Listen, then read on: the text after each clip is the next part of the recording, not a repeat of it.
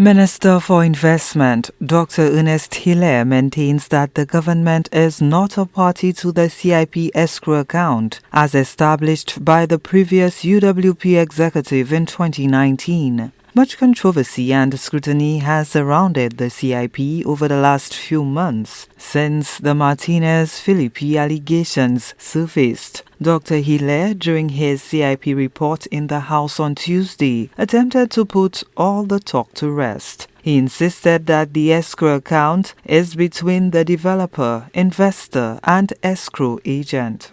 The guidelines expressly state that the escrow agent must hold the money for and on behalf of the developer and the investor, and shall release, transfer, or otherwise deal with the escrow funds solely as directed in accordance with the terms of the escrow agreement.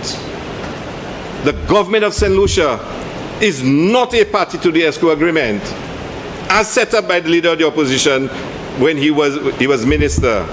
The escrow account, the escrow agreement, is between the developer, the investor, and the escrow agent. These guidelines, practices, and arrangements were all in place since 2019 under the former administration. We have not changed this. Dr. Hilaire addressed claims that government officials had a say in the application process, which he has denied. He further stated that the application process is not easily exploited.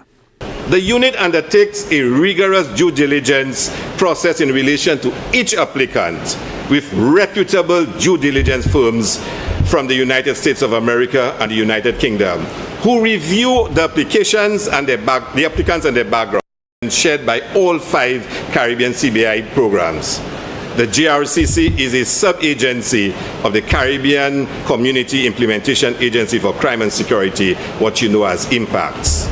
No individual, employee, or person of the unit can ever influence the approval granted by these agencies. No one. The statements made by Martinez, Rijok, and the UWP that the Prime Minister's daughter has any influence on this process is completely false. The minister responsible for the CIP also provided information on how the monies were utilized via the CIP, including health, social, educational, and cultural programs. Agricultural support, $2.2 million. Included is the construction of the Miku Jetty and support for banana farmers affected by the delay in supply of packaging material. Number 2, national security and citizen safety, $2.8 million. Included is support for RSS officers, vehicles for the police, and for supplying the Bordelais correctional facilities with equipment. Number 3, constituency development, $3.4 million, used for supporting the constituency development program in housing and small projects. 4, culture and creative support, $4.2 million, used for carnival and festival expenses. 5, educational support, $5 million, notably for back-to-school support and other school support.